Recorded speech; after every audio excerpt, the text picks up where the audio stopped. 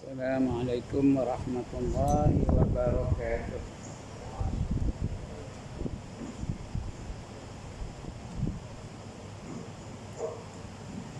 A'udzu billahi minasyaitonir rajim. Bismillahirrahmanirrahim. Ila hadratin Nabi Muhammadin al-Mustafa Rasulillah sallallahu alaihi wasallam wa ila alihi wa sahbihi ajma'in.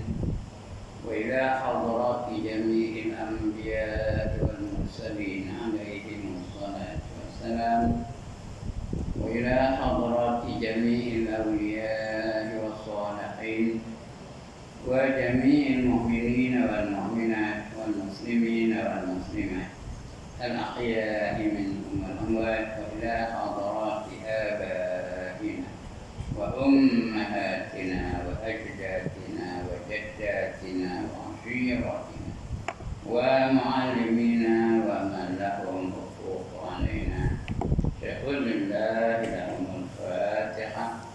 أعوذ بالله من الشيطان الرجيم. بسم الله الرحمن الرحيم. الحمد لله رب العالمين الرحمن الرحيم مالك يوم الدين. إياك نعبد وإياك نستعين اهدنا الصراط المستقيم صراط الذين أنعمت عليهم غير المغضوب عليهم ولا الضالين.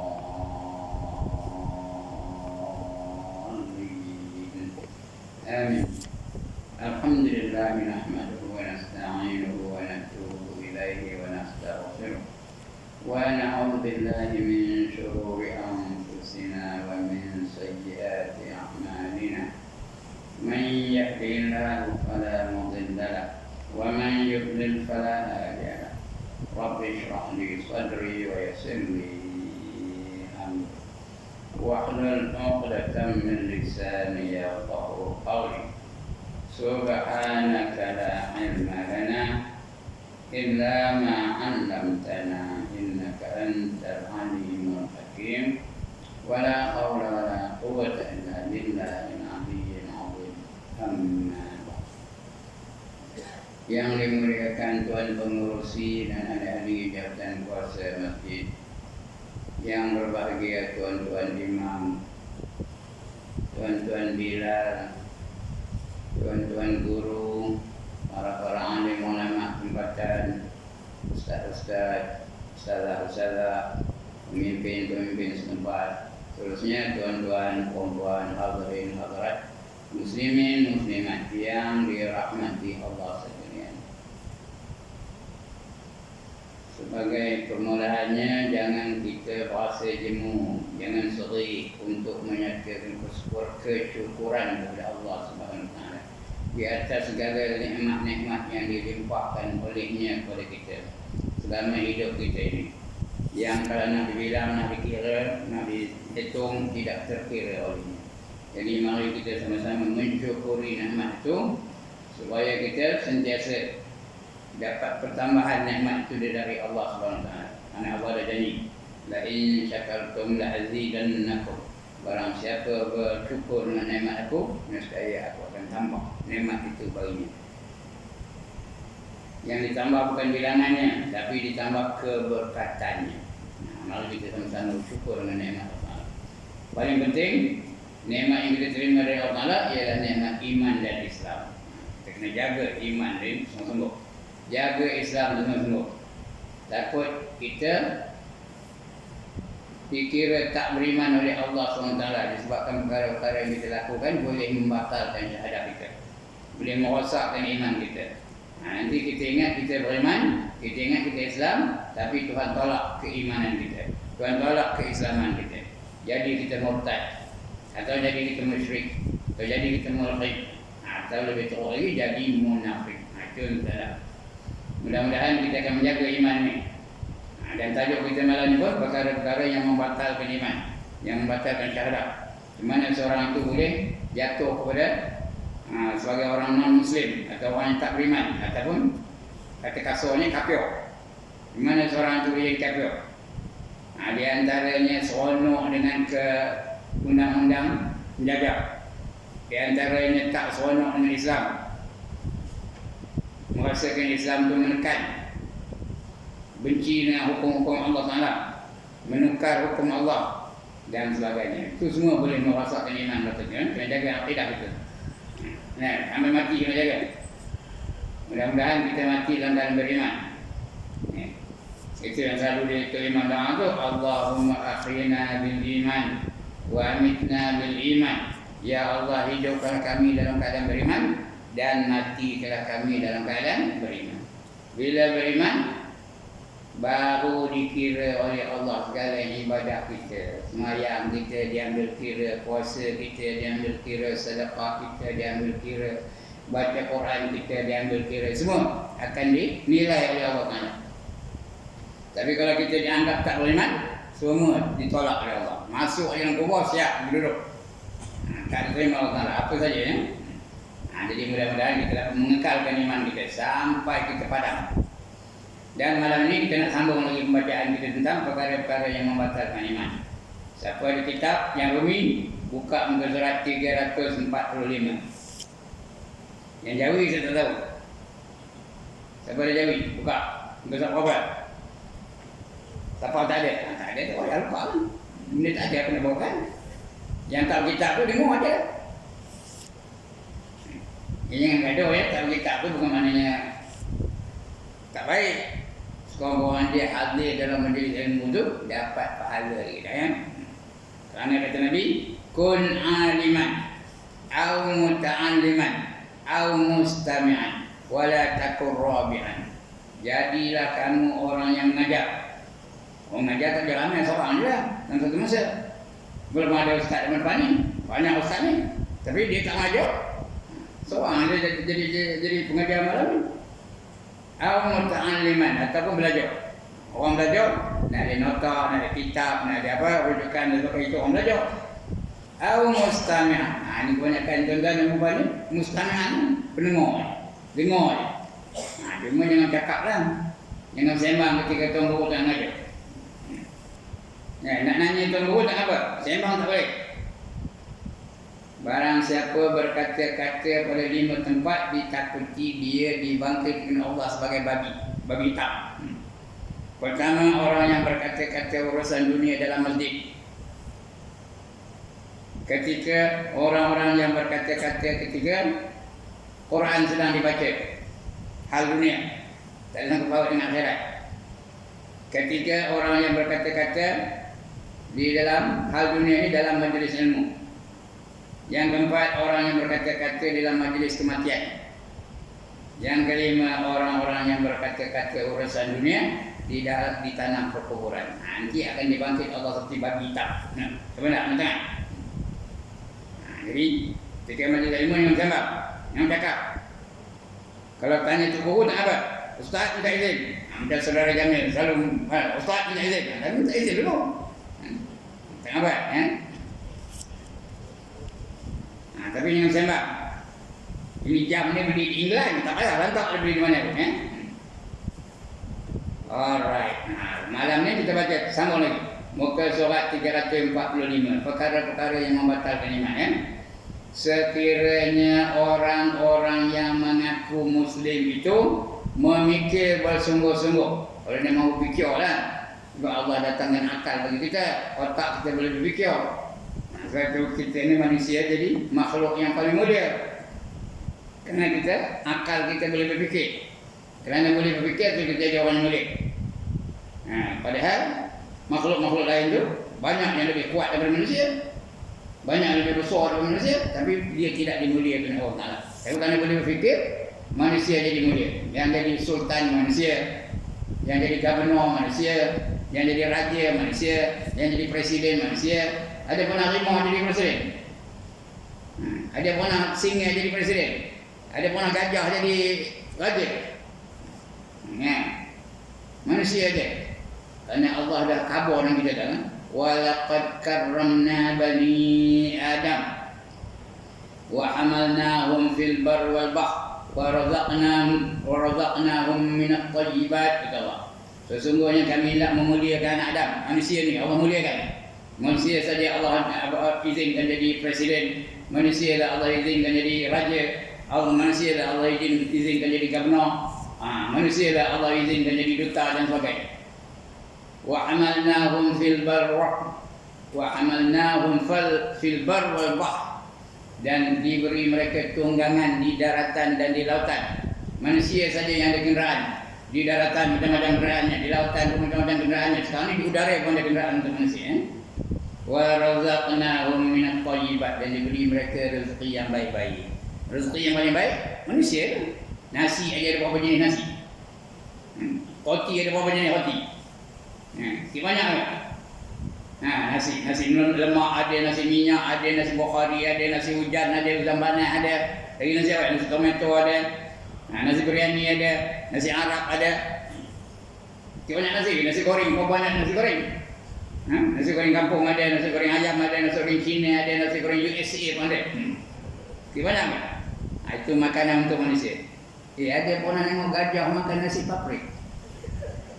Ada pernah tengok singa makan nasi bukhari. Manusia saja dengan makanan manusia. Roti aja entah berapa banyak jenis roti. Ada satu kedai mamak tu saya tengok iklan di luar tu. 85 jenis roti. Macam ada. Roti canai ada, chapati ada, martabak ada, toast ada, macam-macam jenis roti. Manusia saja yang makan itu. Itu dia, Allah muliakan manusia kerana ada akal. Dan manusia kerana ada akal tu boleh berfikir yang mana betul, yang mana tak betul. Itu gunakan akal tu. Binatang tak ada akal, dia tak boleh fikir. Jadi gunakan akal tu. Kalau mau betul-betul berfikir boleh. Sekiranya orang-orang yang mengaku Muslim itu memikir bersungguh-sungguh, nescaya ternyata bahawa jika dipotong tangan beberapa orang pencuri, tiap-tiap tahun negeri itu akan terselamat daripada penyakit mencuri. Ini hukum-hukum Allah Atas dream kita tak boleh baca dalam surah ni. Patut kita baca terus ya. Atas ada satu ayat. Apa katanya? As-sariqu was-sariqah faqta'u aydiyahuma. Itu ayatnya surah apa? Surah Al-Maidah ayat 38 Surah Al-Maidah ayat 38. Si pencuri lelaki dan si pencuri perempuan, hendaklah kamu potong tangan kedua-dua mereka. Kalau lelaki curi, potong tangan. Perempuan curi, potong tangan. Ada syaratnya lah ya, bukan terus potong saja. Kalau ini boleh kita laksanakan dalam masyarakat kita. Lepas itu ada tak pencuri? Ada tak pencuri? Tak berani siapa mencuri, dia sebagai nakalan min Allah, sebagai pencegahan daripada Allah Ta'ala. Tak berani mencuri dah. Tengok di Mekah tu, mana orang berani mencuri? Saya pergi Mekah tahun 80. Tuan-tuan tak lahir masa itu. Ada yang tak lahir kan? Tahun 80. Masa itu kedai tak ada keliling masjid tu. Yang ada hanya apa? Meja-meja. Meja-meja tu, barang-barang atas meja. Bila masuk waktu, tokeh yang menjaga tu tutup aja meja tu dengan kain. Lepas tu mereka pergi dalam masjid banyak. Jadi yang jual tu mai ada cincin, ada permata, ada macam-macam dia. Tak ada siapa berani mencuri. Kenapa? Siapa mencuri, potong tangan. Cuba try buat orang itu. Dia ada satu ada satu perkara di Mekah masa itu. Dia setiap tepi jalan tu ada meja tempat orang menukar duit tau. Money changer. Dia ada meja macam ni. Pada meja tu ada besi tu. Dia besi tu ada penyangkut tu. Disangkut tu duit saja. Semua ada. Duit Brunei ada, duit Malaysia ada, duit England ada, duit Jepun ada, duit Amerika ada, semua ada. Sangkut je tu. Buat juta-juta. Tak ada orang rompak pun elok. Itu cari orang itu kan. Bila ada dah ada kedai khas kan, dulu tak ada. Cuba try buat di simpang Gunung Gajah ni macam. Cuba try buat tu. Dengan meja-meja yang dari tu. Kenapa? Tak ada hukum potong tangan. Jadi itulah hukum-hukum ni. Itu boleh fikir tu. Orang yang ada akal boleh fikir. Nescaya ternyata bahawa jika dipotong tangan beberapa orang pencuri, tiap-tiap tahun nescaya negeri itu akan terselamat daripada penyakit mencuri. Dan tidak akan ada lagi kes kecurian. Tak ada lagi tak? Walaupun ada, kalaupun ada, hanya sedikit seperti tidak ada. Memang tak ada lah. Sebab zaman Nabi, tak ramai orang kena potong tangan, sikit-sikit je lah. Kerana Nabi dah berpesan, kalau anakku Fatimah dia mencuri, aku akan potong tangannya juga. Jadi Fatimah boleh dia mencuri, potong tangan. Tapi tak mencuri tu. Jadi sebab itu pencurian tak berlaku di zaman Nabi. Begitu juga bila dilaksanakan di Mekah dan di Madinah tak berlaku pencurian. Tapi di tempat lain berlaku tak? Di Malaysia, di Kampung Gajah tak berlaku kan? Doayan tak apa? Doayan tak ada masa. Kena curi je. Pemutan kena curi, tak ada mereka. Sebagainya. Padi pun dituai dengan diladang. Kenapa? Kerana tak ada hukum potong tangan. Tapi dia boleh potong tangan, tak wajib mencuri. Ini curi standar pisang, mula-mula curi pisang dia. Masuk penjara 6 bulan. Dalam penjara itu bertemu pula dengan orang lain. Bertemu dengan orang, masuk penjara itu kerana kesalahan lain. Kamu ngapain masuk penjara? Aku dulu curi tokok ni. Dia yang curi tokok. Tidak berbunyi penggerian itu dah ngomong, senang. Kamu nak belajar? Ya kau jawab. Dia buat je. Bila dia ajak, udah dia jadi pakar. Mula-mula pakar mencuri ayam, mencuri apa?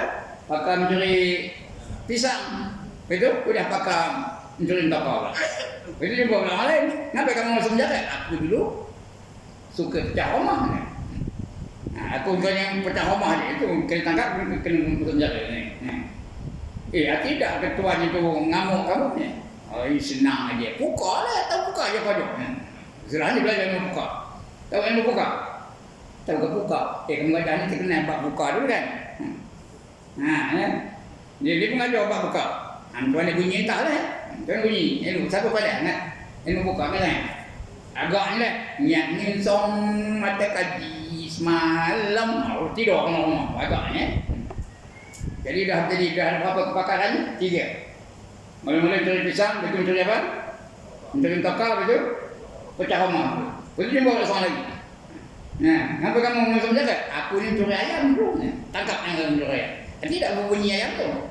Tidak kau kek melupa ayam tu bunyi. Senang aja. Kamu nak belajar, dia belajar. Dia pun ajar. Bila jangka ayam tu diam. Tak macam ni tahu. Saya tak tahu ni yang belajar dengan saya apa ni. Dia dah jadi pakar mencuri ayam tu. Dan sebagainya. Sudahnya dia keluar dari penjara, berhenti tidak dari mencuri atau bertambah kuat kegiatan mencurinya. Bertambah kuat sebab hari ini pencuri tak berhenti. Kerana ada je benda kan. Itu yang berlaku hari ini. Kerana tidak ada hukum dari Allah. Tak ada nakalam min Allah tu tak ada. Itu kalau boleh fikir Allah kan. Dan antara tidak dipenuhi dengan ratusan ribu pencuri yang mereka jadikan penjara itu sebagai sekolah untuk belajar cara mencuri dan berkhianat. Nampak? Betul pun kata pengarang ya. Penjara itu tempat dia belajar mencuri, belajar muka, lagi belajar mencuri ayam, belajar mencuri doyan, belajar mencuri apa? Mencuri pecah rumah dan sebagainya, mencuri lori dan sebagainya. Dia tempat dia belajar, dia dalam melera tu. Dia jadi pakar. Seorang tu kena tangkap pasal dia mencuri doyan. Dia mencuri doyan. Tidak ke? Macam mana kamu mencari doyan yang gelap tu? Tidak nampak. Suruh-suruh nampak orang pun. Senang aja. Kamu nak belajar, dia kajar. Kamu mencuri doyan tu pakai lah. Cari guni. Jangan buat tu tau. Cerita aja ya. Cari guni. Balut kaki dengan guni, 2 guni tu, tu jalan. Jalan yang angkat kaki tu, memperleh je atas jalan raya. Bila lekat tu, ada duri doyan kan? Bila lekat doyan beri guni tu lah, itu dia ambil je lah. Oh iya ke? Jadi dah dia pakar mencuri doyan. Dan sebagainya. Tapi kalau potong kat tangan, mana yang curi lagi? Mencuri lagi, mula-mula curi pertama, potong tangan kanan. Curi lagi, potong pula kaki belah kiri. Curi lagi, potong pula tangan kiri. Mencuri lagi, itu dah 2 dekat kanan-kanan, kiri kanan kena potong. Potong pula kaki, kanan pula. Sudahnya dua tangan kena potong, dua kaki kena potong. Macam mana kena potong? Entahlah ya. Tapi kalau masuk penjara tak ada mau hilang ya. Macam orang isap dadah aja lah ya. Masuk penjara, keluar penjara, masuk penjara, keluar. Ada pun isap dadah. Tak ada. Kenapa? Kerana dadah masih berdosa. Di mana pada? Jadi kalau ikut Islam, dia akan membenteras segala kemaksiatan. Sekiranya mereka ini tahu, nescaya mereka akan melaksanakan hukum ini. Tapi sebenarnya orang kafir tu kan tak tahu, sahaja tak ada. Orang kafir tu memang itulah. Walaupun dia tahu kebaikan Islam, ya, dia tahu kesempurnaan Islam, dia tahu keselamatan Islam, tapi dia sengaja tak mahu. Kerana Allah dah khabar. Dia Allah khabar. Apa kata Allah? Innal ladzina kafaru sawa'un 'alaihim a'anzartahum am lam tunzirhum sambung. La yu'minun. Ada Ustaz Jamil Mak. La yu'minun ni. Sesungguhnya orang kafir itu sama saja.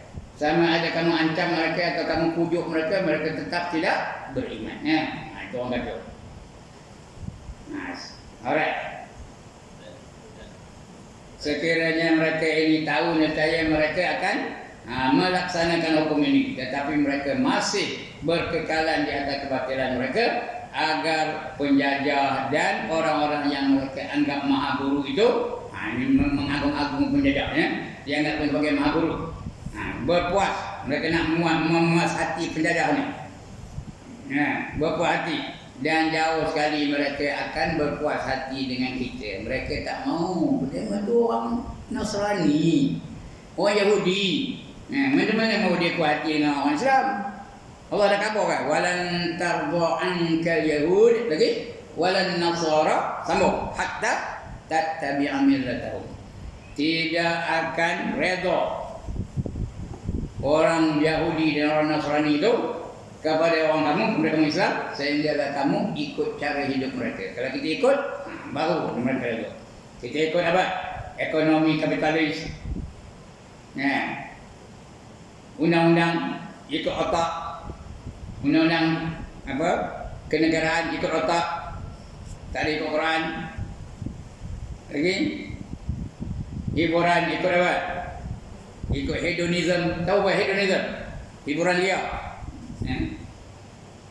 Jadi itu yang berlaku tu. Sebab itu mereka bila kita ikut macam itu, kebudayaan macam dia, hiburan macam dia, ekonomi macam dia, pentadbiran macam dia, pendidikan macam dia, baru dia redha. Baru dia redha. Kerana kita walaupun tak istihar kita sebagai pengikut Nasrani Yahudi, tapi hakikatnya kita tu macam Yahudi dan Nasrani je baru mereka redha. Di antara petua ulama, ni cerita ni yang tajuk kecilnya ialah apa kata-kata ulama. Ayat Quran dah kita baca sebelum ni dah. Belum apa dah baca ni. Hadis pun dah kita baca banyak dah. Ini apa kata-kata ulama tentang mereka yang dianggap sebagai tidak beriman, dianggap sebagai non-muslim ataupun tak kasarnya kafir. Apa perkara-perkaranya? Ini ulama ngabahnya. Di antara petua ulama Islam mengenai golongan manusia yang menjadi murtad, saya nukilkan tu saya petik, saya ambil apa dan beritahu, tuliskan. Namanya nukilan tu petikan, quotation kata bahasa putih ni. Saya nukilkan jawapan Ibn Taymiyah. Ibn Taymiyah ni seorang ulama dulu ya, yang masyhur. Cuma ada orang yang pertikaikan Ibn Taymiyah ya. Tapi itu bukan soalan ni. Rahimahullah ta'ala mengenai golongan An-Nasiriyah. Artinya orang yang kagum dengan orang Nasrani. Kagum dengan orang Nasrani, ngikut cara-cara hidup Nasrani dan sebagainya. Itu An-Nasiriyah. Katanya golongan manusia yang dinamakan An-Nasiriyah ialah semua jenis golongan Al-Qaramita. Al-Qaramita Al-Bataniyah. Qaramita Bataniyah. Artinya memuliakan hukum apa undang-undang yang batin ada ya. Benda yang batin adalah lebih kufur daripada orang-orang Yahudi dan Nasrani. Jadi ikut undang-undang tu lebih kufur daripada Yahudi dan Nasrani. Orang Yahudi tu letak dalam mereka, orang Nasrani itu memang sesat. Tapi orang yang memuja-muja mereka lebih teruk daripada Yahudi dan Nasrani. Malah lebih kufur daripada golongan musyrikin. Lebih teruk daripada orang musyrikin. Musyrikin tu orang-orang yang mensyirikkan Allah. Di antaranya apa? Orang musyrikin menyamakan Islam dengan agama-agama yang lain. Menyamakan Islam dengan Hinduism, menyamakan Islam dengan Christianity, menyamakan Islam dengan Buddhism. Itu musyrikin. Kadang-kadang ada orang tak sedar tu. Dia tak sedar dia melakukan perkara-perkara syirik. Orang perbuatan dia namanya syirik, orangnya musyrik. Kalau ramai musyrikin, kalau perempuan musyrikah. Dia tak sedar apa? Dia pangkat besar. Saya cerita sini banyak kali dah. Dia pangkat besar, meresmikan satu majlis. Di antara yang dengar dia bersyarah tu, ada orang Hindu, ada orang Kristian, ada orang Islam, ada orang Buddha.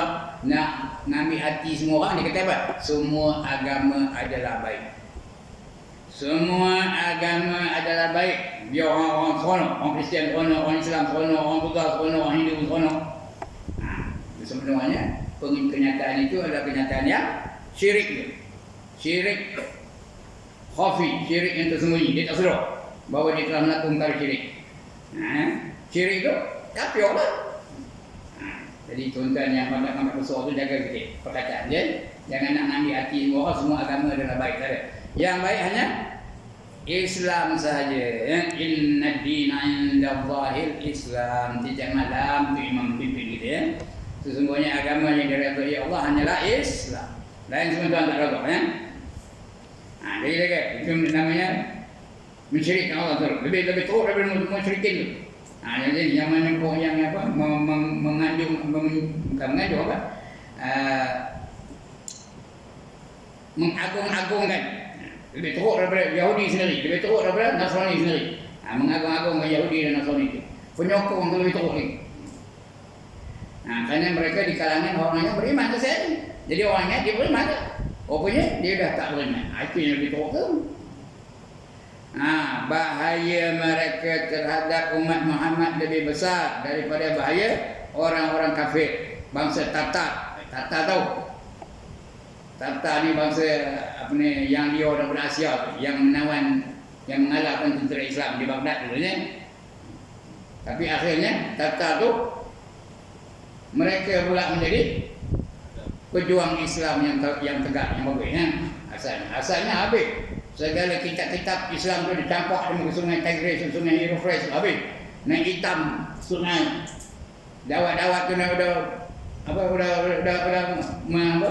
diresapi oleh sungai. Udah hitam aja sungai.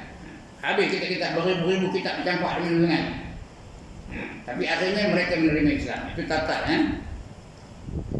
Yang dipimpin oleh Genghis Khan dan keturunan itu namanya Tatar. Ini je tuan Tatar ya. Lebih teruk daripada orang Tatar.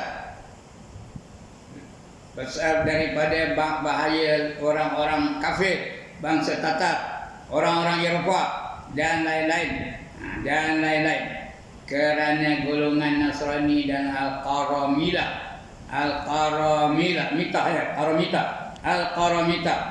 menzahirkan di hadapan mata orang-orang Islam yang jahil cinta dan kasih kepada Ahlul Bait. Iaitu keluarga. Cinta dan kasih kepada Ahlul Bait. Bagus tu. Iaitu keluarga daripada Nabi SAW. Seperti isterinya Aisyah, menantunya Ali, anak Fatimah itu Ahlul Bait kan. Bukan salah apa ya. Tapi kerana apa? Mengikut orang-orang yang memuja Ali umpamanya. Sehingga menzahirkan satu fahaman Syiah namanya. Kerana selalu memuja Sayyidina Ali. Itu yang salah tu.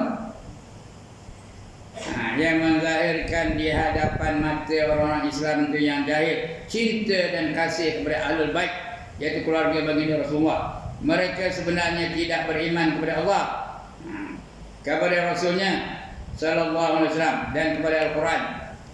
Tidak beriman kepada perintah Allah dan larangannya, Balasan baik dan siksa. Tak beriman bahawa kita buat baik dibalas dengan baik, kita buat jahat dibalas dengan kejahatan. Tak beriman itu.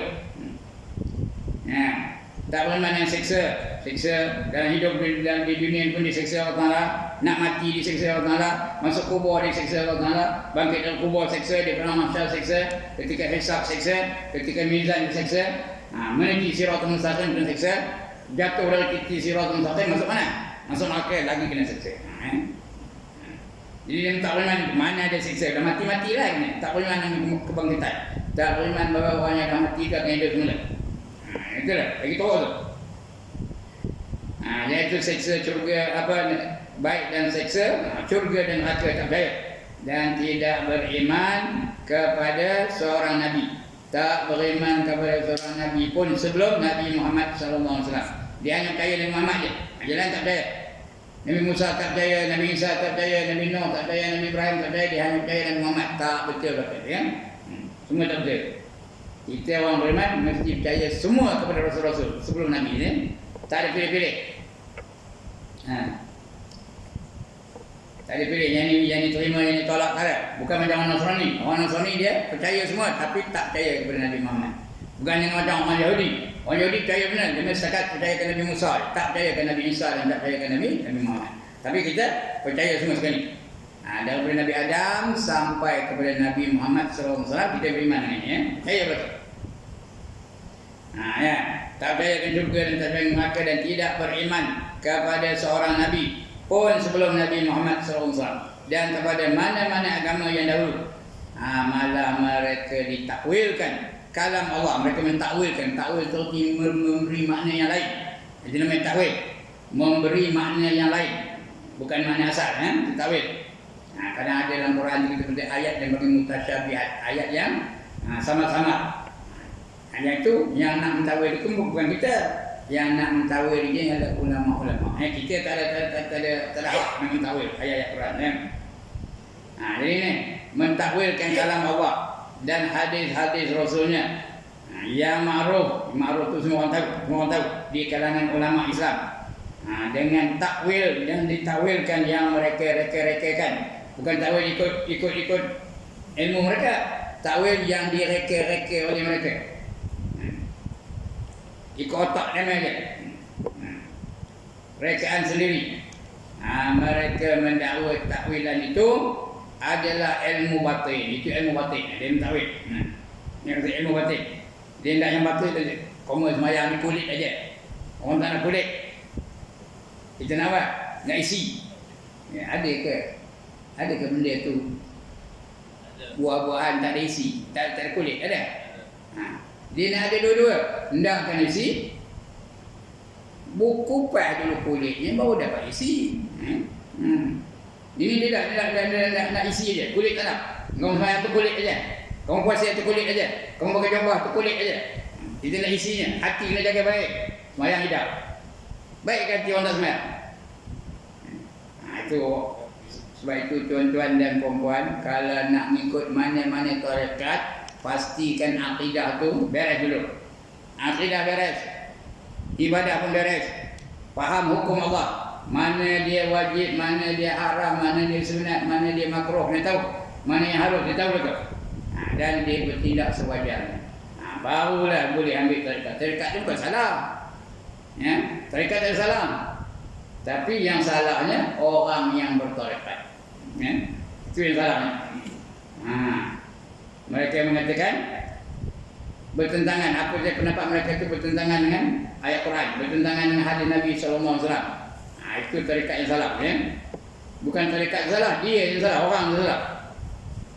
Ya, wirid, kamu wirid akhirnya kamu akan nampak Allah. Boleh ke nampak Allah dalam dunia? Adalah tarekat yang betul. Kamu ikut wirid aku akhirnya kamu nampak Allah. Ada boleh nampak Allah tak? Dalam dunia ni kamu gajah boleh ke nampak Allah? Di Kelensin boleh nampak Allah? Di Ipoh boleh nampak Allah? Di Kuala Lumpur boleh nampak Allah? Di London boleh nampak Allah? Yang boleh nampak Allah di mana? Di syurga semata-mata. Lain tempat tak ada, ya? Tapi ada yang betul. Di antara ini siapa? Ayah Pin. Ada pernah nama Ayah Pin? Saya pernah berhadapan Ayah Pin itu. Bukan berbahas. Nak tahu apa tarekat yang dia jalannya. Masa itu di kampung tu. Dia datang ke kampung. Anak murid kita seorang yang paling ada seorang lagi. Dulu Azhar tu, dia mesti Azhar, murid Azhar. Ustaz, isteri yang ngajar sama saya, dulu Azhar juga. Dulu Azhar tu isteri tu. Pernah saya ajak dia ke rumah saya untuk membuat ceramah. Dia setuju. Tapi tak datang hari itu. Kerana mentokanya dia bawa di suami tak boleh balik. Hang tak datang. Mujur pun kalau tidak rumah saya jadi pusat ajaran Al-Yaqin. Mujur lah. Dia ngajar dengan saya. Dia ngajar agama. Ngajar bahasa Arab. Saya ngajar bahasa Inggeris. Ngajar juga. Tapi bahasa Inggeris.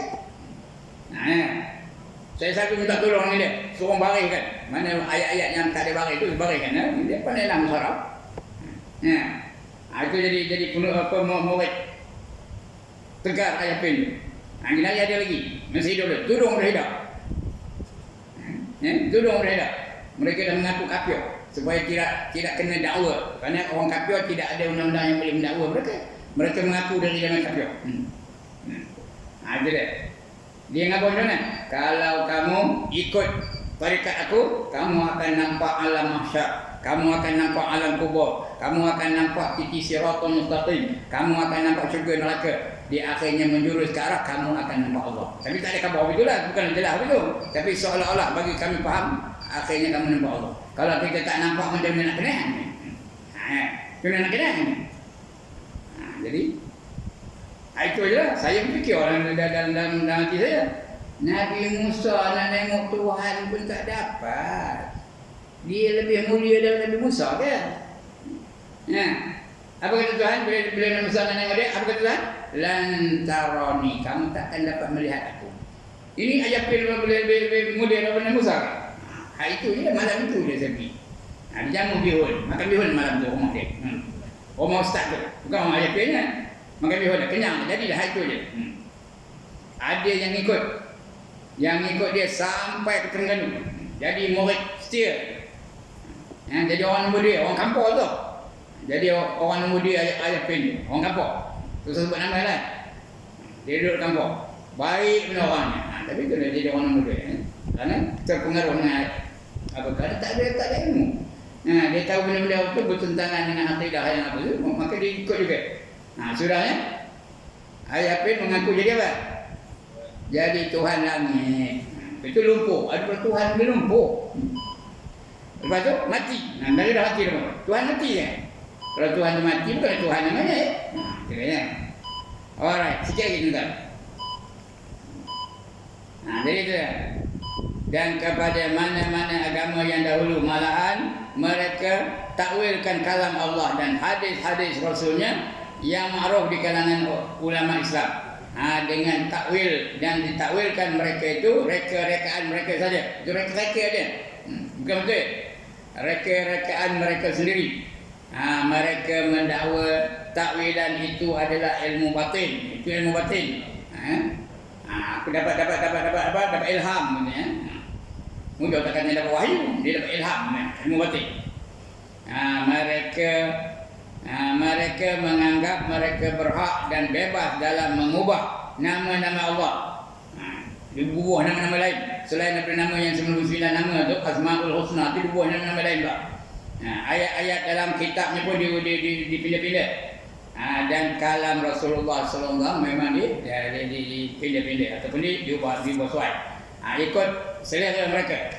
Jadi dengan itu janganlah kita terpedaya dengan orang-orang yang mengaku memiliki ilmu batin.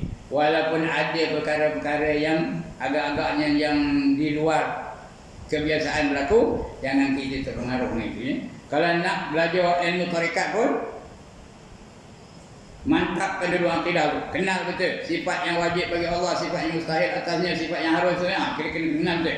Begitu juga Rasulullah. Begitu juga fiqh nak susah. Tahu mana yang wajib, mana yang haram, mana yang sunat, mana yang makruh, dia tahu. Baru kita ceburkan diri dalam tarekat. Kalau tidak, nanti sesat. Kenapa? Kadang dia janji, kamu zikir ni berapa puluh kali, kamu dapat ini, dapat ini. Ada yang zikir apa? Ada yang berzikir-zikir itu kerana nak jadi wali. Nak berjalan atas hayat. Supaya jadi wali dapat jalan cahaya. Siapa nak dengar? Jalan cahaya. Biar awak pun pandai jalan cahaya. Siapa nak dengar? Boleh terbang di udara. Boleh terbang di udara. Siapa nak? Burung pun boleh terbang di udara. Pipit pun boleh terbang di udara. Murai boleh terbang di udara. Apa megahnya? Dan sebagainya. InsyaAllah kita akan baca sama lagi. Beliau menyambung lagi. Itu akan datang kita baca, InsyaAllah. Minta maaf ya. Udah bunyi. Kalau lambat lah. Boleh dan mana? Dia merisau. Atau berisau. Itu punya berisau tu. Berisau ke tak? Soal beruai lah. Mula bersilih, tu selingkuh, tu silih balik. Yang baring pun dia. Hantar lah. Jadi sebab itu kena berhentilah kerja ini ya. Sekian. Saya orang sini lantak nak marah-marah dulu saya.